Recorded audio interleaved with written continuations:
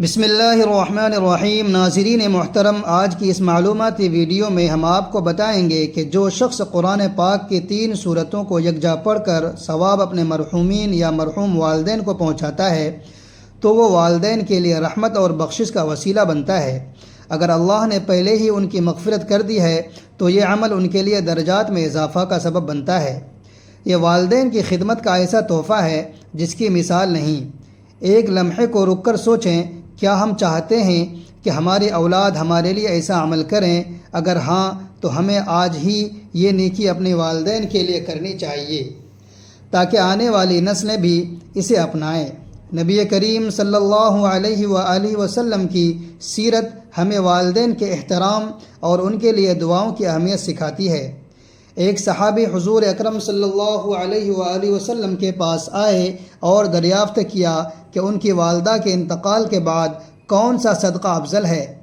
آپ صلی اللہ علیہ وآلہ وسلم نے فرمایا کہ پانی پلانا بہترین صدقہ ہے۔ چنانچہ انہوں نے کنواں کھدوایا اور اپنی والدہ کو ایصال ثواب کیا۔ ایک اور روایت میں آپ صلی اللہ علیہ وآلہ وسلم نے فرمایا کہ والدین کے بعد بھی ان کے لیے دعائے استغفار کرنا، ان کے وعدوں کو پورا کرنا اور ان کے رشتہ داروں اور دوستوں سے حسن سلوک کرنا اولاد کی ذمہ داری ہے۔ کیا یہ واقعہ ہمارے دلوں کو نہیں جھنجھوڑتے اور ہمیں ترغیب نہیں دیتے کہ ہم بھی قرآن پڑھ کر ان کے لیے دعائیں کریں؟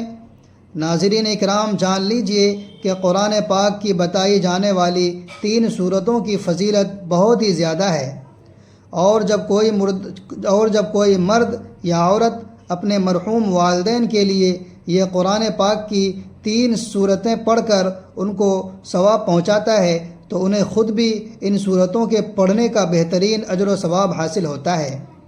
ناظرین محترم، قرآن پاک میں ایک ایسی سورت بھی موجود ہے جسے قرآن کا دل کہا گیا ہے، یعنی سورۃ یاسین۔ سورہ یاسین کی تلاوت کے روحانی اثرات کا تذکرہ کرتے ہوئے یاد رکھیں کہ یہ سورت قرآن کی مکی سورت ہے جس میں اللہ کی توحید، نبوت کی صداقت اور قیامت کا یقین پر اثر انداز میں بیان ہوا ہے۔ یہ سورت مختصر اور پر تاثیر جملوں کے ذریعے دلوں کو جھنجھوڑتی ہے۔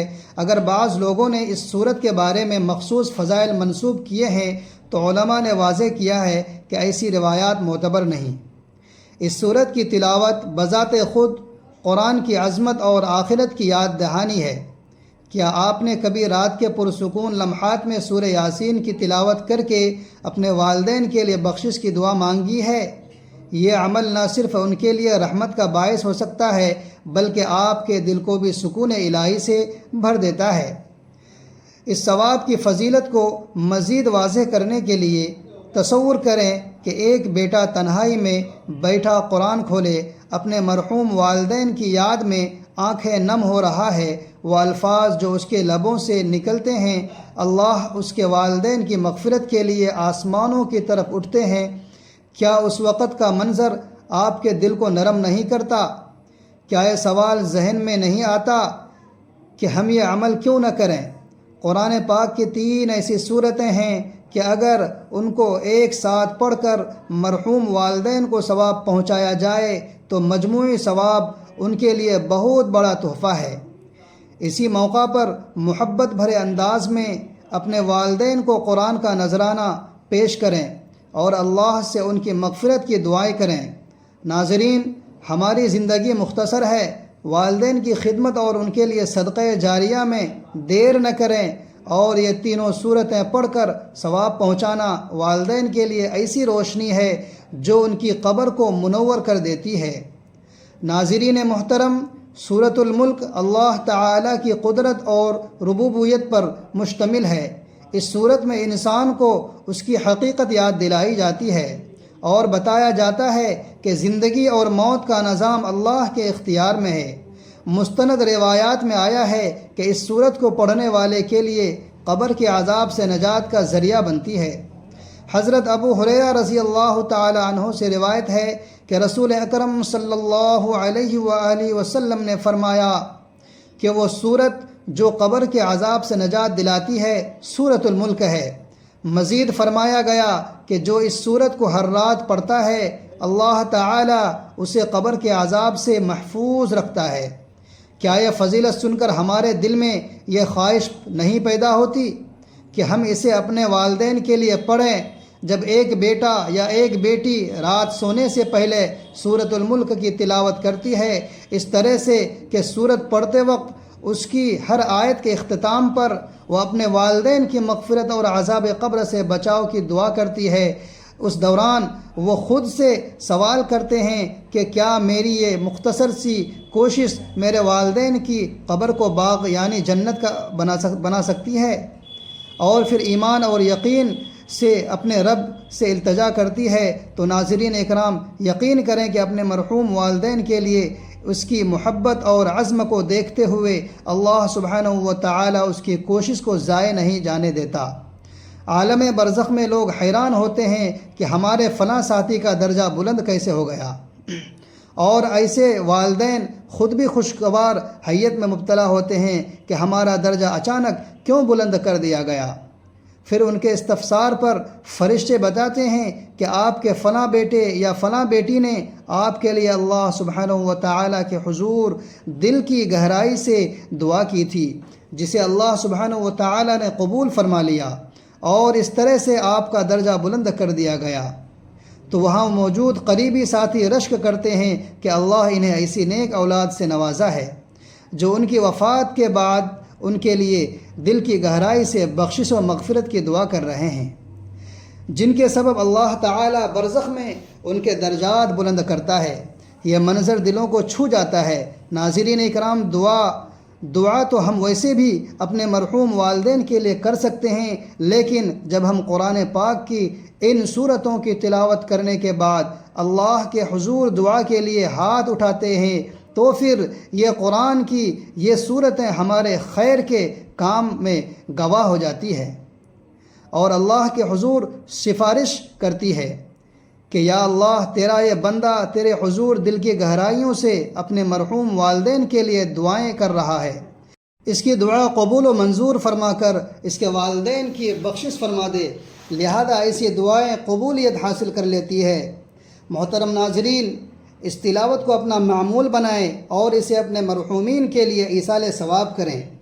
آپ جانتے ہیں کہ تیسری صورت کون سی ہے جس کی تلاوت مرحوم والدین کی بخشش و مغفرت کے لیے عظیم تحفہ ثابت ہو سکتی ہے۔ ناظرین محترم، قرآن پاک کی ایک ایسی صورت مبارکہ جس کی صرف ایک بار تلاوت کرنے سے ہی 1/3 قرآن کی تلاوت کا ثواب اللہ تعالی عطا فرما دیتا ہے۔ جی ہاں ناظرین، سورۃ الاخلاص ایک مختصر صورت ہے، لیکن اس کا پیغام انتہائی جامع اور عظیم الشان ہے۔ اس میں اللہ تعالیٰ کی توحید، بے نیازی اور بے مثالی کا اعلان ہے۔ صحیح روایات میں آیا ہے کہ سورۃ الاخلاص قرآن کی 1/3 کے برابر ہے، اور اسے بار بار پڑھنا اللہ تعالیٰ کو پسند ہے۔ ایک روایت کے مطابق ایک صحابی ہر نماز میں سورۃ الاخلاص پڑھتے تھے۔ کسی نے اس کی وجہ پوچھی تو انہوں نے جواب دیا کہ میں اس سورت سے محبت کرتا ہوں۔ رسول اکرم صلی اللہ علیہ وآلہ وسلم نے فرمایا کہ اس محبت نے تمہیں جنت کا حقدار بنا دیا ہے۔ اس واقعے سے معلوم ہوتا ہے کہ سورہ اخلاص کی تلاوت نہ صرف ثواب کا باعث ہے بلکہ اللہ کی محبت اور جنت کی ضمانت بھی بن سکتی ہے۔ کیا یہ علم ہمارے دل کو نہیں جھنجھوڑتا کہ ہم اپنے مرحوم والدین کے لیے بھی اس صورت کا تحفہ پیش کریں؟ آپ تصور کیجئے کہ ایک نوجوان وضو کرتا ہے اور تہجد کے دوران سورۃ الاخلاص کی تلاوت کرتا ہے۔ پڑھتے ہوئے اس کے دل میں اپنے والدین کی یاد تازہ ہو جاتی ہے، اور وہ دل ہی دل میں کہتا ہے کہ یا اللہ، اس کا اجر میرے والدین کو عطا فرما، انہیں معاف فرما، ان کے درجات بلند فرما۔ یقین کیجئے کہ والدین کی بخشش و مغفرت کی دعا کے لیے اس سے بہترین لمحات اور نہیں ہو سکتے۔ یہ عمل نہایت ہی آسان اور مؤثر ہو سکتا ہے۔ اگر آپ چاہتے ہیں کہ آپ کے والدین کی آخرت سنور جائے تو ان 3 صورتوں کی تلاوت کو معمول بنا لیں۔ کبھی جذباتی انداز میں تو کبھی سرگوشی انداز میں کہیں کہ یا اللہ، کہ یہ صورتیں والدین کے لیے تحفہ کا گلدستہ ہیں جو ان کی روح کو خوشی اور سکون پہنچاتا ہے۔ دنیا کی مصروفیات ہمیں غافل نہ کرے، اپنے والدین کے لیے وقت نکالیں اور قرآن کے اس تحفے کو ان تک پہنچائیں۔ نبی کریم صلی اللہ علیہ وآلہ وسلم کی حدیث مبارک سے ثابت ہے کہ جب اولاد اپنے والدین کی بخشش و مغفرت کی دعا کرنا چھوڑ دیتی ہے تو اللہ تعالیٰ کی رحمت بھی ایسے اولاد سے منہ موڑ لیتی ہے۔ جیسے عثمان بن عفان رضی اللہ تعالیٰ عنہ کا یہ قول ہے کہ اگر ہمارے دل پاک ہوتے تو ہم کبھی قرآن سے سیر نہیں ہوتے اور اس پر عمل کرتے۔ قیامت کے دن وہ صورتیں اس کی سفارش کریں گے۔ آپ ان اقوال کے ساتھ یہ سوال کر سکتے ہیں کہ اگر قرآن کی ایک صورت ہماری سفارش کر سکتی ہے تو کیا ہم اسے اپنے والدین کے حق میں کیوں نہ پڑھیں؟ ایک اور ایمان افروز واقعہ میں حضرت ابو ہریرہ رضی اللہ تعالی عنہ کی والدہ کا ذکر آیا ہے کہ ابتدا میں وہ اسلام قبول نہیں کر رہی تھی، مگر حضرت ابو ہریرہ رضی اللہ تعالی عنہ دن رات ان کے لیے دعائیں کر رہے تھے اور حضور اقدس صلی اللہ علیہ وآلہ وسلم سے بھی دعا کی درخواست کی۔ بالآخر اللہ تعالی نے ان کے دل پر مہر لگا دی اور وہ ایمان لے آئیں۔ اس واقعے سے پتہ چلتا ہے کہ اولاد کی دعا والدین کے لیے کتنی مؤثر ہو سکتی ہے کہ ہمارے والدین ایمان کی دولت سے مالا مال ہو کر دنیا سے رخصت ہو تو ان کے درجات کی بلندی کے لیے ہمیں کیا کرنا چاہیے؟ اگر نہیں تو کیا ہماری دعائیں اور تلاوت ان کی مغفرت کا ذریعہ نہیں بن سکتی؟ ناظرین اکرام، سورۃ الملک میں اللہ تعالیٰ فرماتے ہیں، جس نے موت اور زندگی کو پیدا کیا تاکہ تمہیں آزمائے کہ وہ تم میں کون بہتر عمل کرتا ہے۔ زمین و آسمان کی تخلیق کے دلکش مناظر بیان کیے جاتے ہیں۔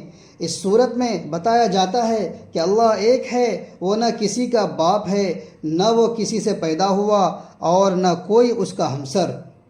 یہ دونوں صورتیں ہمارے عقیدے کی اصلاح کرتی ہے اور دلوں کو اللہ کی عظمت سے آشنا کرتی ہیں۔ جب ہم ان صورتوں کا ثواب والدین کو بھیجتے ہیں تو گویا ان کے لیے ایمان اور یقین کا تحفہ بھیجتے ہیں۔ قرآن پاک میں 3 صورتیں پڑھ کر اپنے والدین کو ثواب پہنچانا والدین کی بخشش و مغفرت اور درجات کی بلندی کے لیے ایک عظیم تحفہ ہے۔ اگر ہم اپنے والدین کے لیے جنت کے باغات چاہتے ہیں تو ان صورتوں کا تحفہ بھیجیں۔ ہمیشہ یاد رکھیں کہ دنیا کی کوئی چیز انہیں اتنا خوش نہیں کرتی جتنا ہمارا پڑھا ہوا قرآن کا تحفہ ہے۔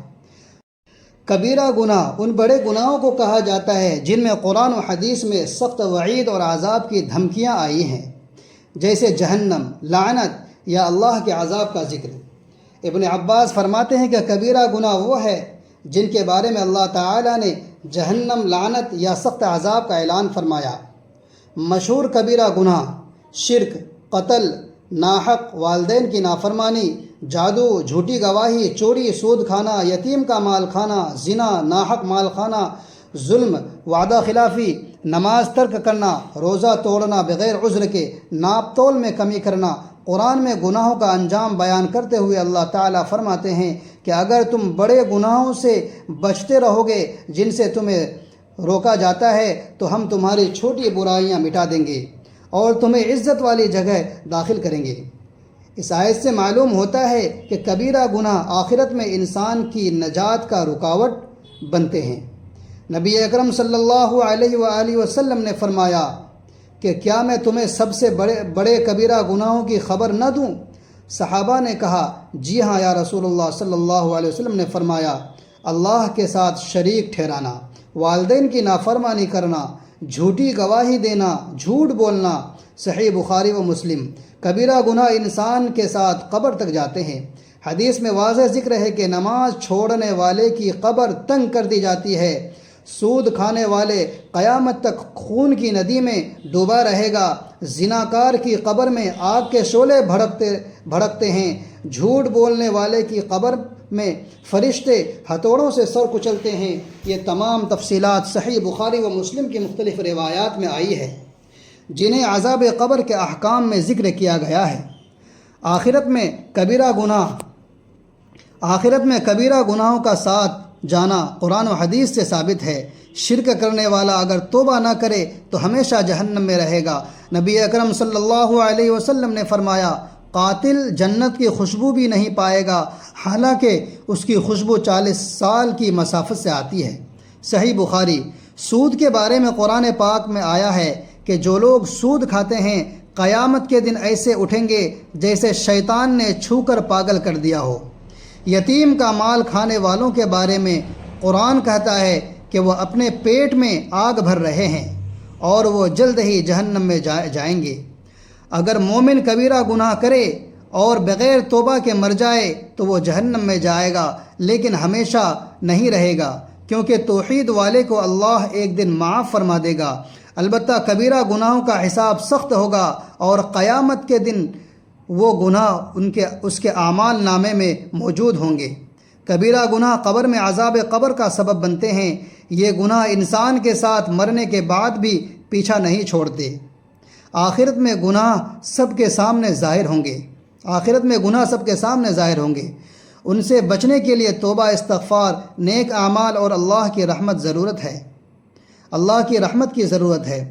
اللہ تبارک و تعالیٰ سے دعا ہے کہ ہمیں نیکی کی بات سننے اور سمجھنے اور اس پر عمل کرنے کی توفیق عطا فرمائے۔ آمین۔ ناظرین، اپنے رزق میں حصول برکت کے لیے اللہ تعالیٰ کے 99 ناموں میں سے ایک نام ضرور ٹائپ کریں۔